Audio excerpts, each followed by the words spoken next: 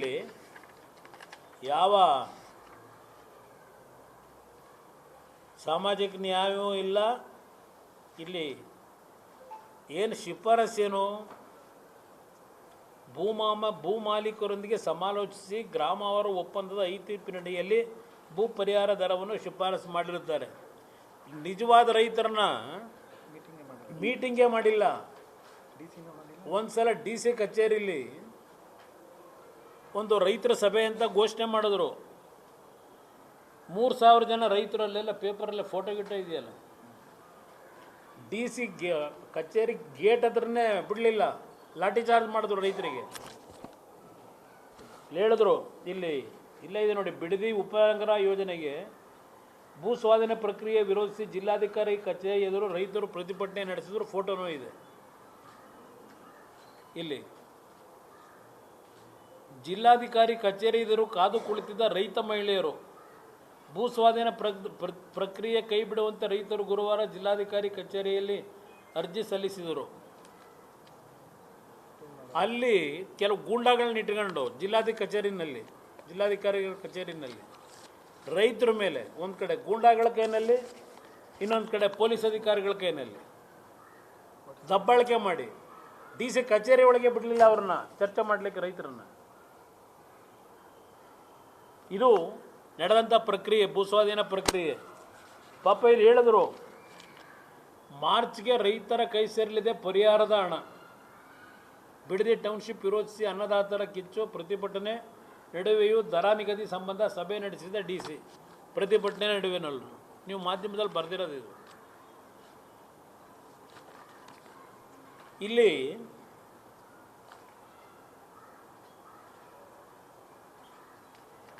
ಸದರಿ ಶಿಫಾರಸನ್ನು ಗ್ರೇಟರ್ ಬೆಂಗಳೂರು ಅಭಿವೃದ್ಧಿ ಪ್ರಾಧಿಕಾರದ 8ನೇ ಸಾಮಾನ್ಯ ಸಭೆಯಲ್ಲಿ ಮಂಡಿಸಿ ಅನುಮೋದನೆ ಪಡೆಯಲಾಗಿದ್ದು, ಕರ್ನಾಟಕ ನಗರಾಭಿವೃದ್ಧಿ ಪ್ರಾಧಿಕಾರಗಳ ನಿಯಮ ಇದೆಲ್ಲ ಹೇಳ್ಕೊಂಡು ಹೋಗೋರೆ. ಅಭಿವೃದ್ಧಿ ಹೊಂದಿ ಮಾರಾಟ ಮಾಡಬಹುದಾದ ವಿಸ್ತೀರ್ಣವು ಲಭ್ಯವಾಗಿ ನಿರೀಕ್ಷಿಸಿದ 44.5% ಅಂತ ಹೇಳ್ತಾರೆ.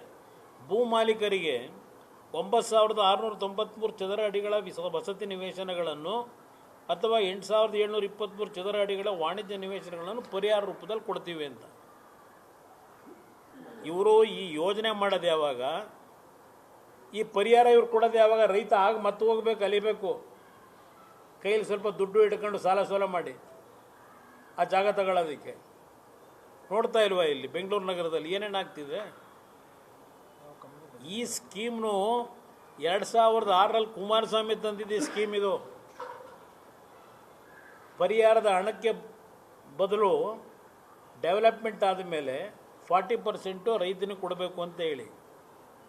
ಈಗ ನಿಮ್ಮ ಬಿಸ್ನೆಸ್ ಕಾರಿಡಾರು, ನಮ್ಮ ಕಾಲದಲ್ಲಿ ನಾವು ಆ್ಯಕ್ಚುಲಿ 300 ಅಡಿನ 300 ಮೀಟ್ರ್ ಅಣ್ಣ, ಜವರಾಯಗೌಡ್ರೆ ನಿದ್ದೆ ಮಾಡಿ 100 ಮೀಟ್ರ್ ಜಾಗ ಬಿಡಬೇಕು ಅಂತ ಹೇಳಿ. ಈಗ ಅದನ್ನು 65 ಮೀಟ್ರಿಗೆ ಇಳಿಸಿದ್ರು. 65 ಮೀಟ್ರಿಗೆ ಇಳಿಸಿ 35 ಮೀಟ್ರ್ ಕೊಡ್ತಾರಂತ. ಈಗ ದುಡ್ಡನ್ನ ಕ್ಯಾಶ್ ಕೊಡೋದಿಲ್ಲ, ದುಡ್ಡನ್ನ ರೈತನಿಗೆ ಭೂ ಪರಿಹಾರ ಅಂದರೆ ರೈತನ ಜಮೀನನ್ನೇ ತಗೊಂಡು ರೈತರ ಜಮೀನನ್ನ ಇದನ್ನು ಕಡಿಮೆ ಮಾಡಿ ಆ ಡೆವಲಪ್ಮೆಂಟಿಗೆ, ರೋಡಿಗೆ ಅದ್ರಲ್ಲಿ 35% ಕೊಡ್ತಾರಂತೆ. ಅದಕ್ಕೊಬ್ಬ ಈಗ ಅದೆಂಥದ್ದು ಒಬ್ಬರನ್ನ ಅಧಿಕಾರಿ ಇಟ್ಕೊಂಡು ಅವ್ರು ರಿಟೈರ್ ಆಗಿ ಎಷ್ಟು ವರ್ಷ ಆಯ್ತಾ ಗೊತ್ತಿಲ್ಲ, ಮನೆ ಹಾಳು ಮಾಡಿ ಸರ್ಕಾರದಲ್ಲಿ. ಅತೀಕ ಗೊತ್ತಿಲ್ಲ ಯಾರಮ್ಮ. ಇದು ಪರಿಸ್ಥಿತಿ ಬರಬೇಕು.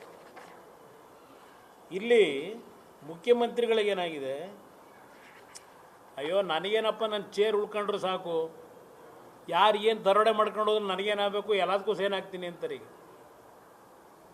ಚೇರ್ ಉಳಿಸ್ಕೊಳ್ಳೋಕ್ಕೋಸ್ಕರವಾಗಿ ಇದು ನಡೀತಾ ಇರ್ತಕ್ಕಂಥದ್ದು. ಇಲ್ಲಿ ಏನು ಹೇಳ್ತಾರೆ, ಅವರೇ ಹೇಳ್ಕೊಂಡಿರೋದು. ಈಗ ಇಲ್ಲಿ ಸರ್ಕಾರದ ಕ್ಯಾಬಿನೆಟ್ಟಲ್ಲಿ ಸಬ್ಜೆಕ್ಟ್ ಇಡ್ತಾರಲ್ಲ, ಅಲ್ಲಿ ಹೇಳ್ತಾರೆ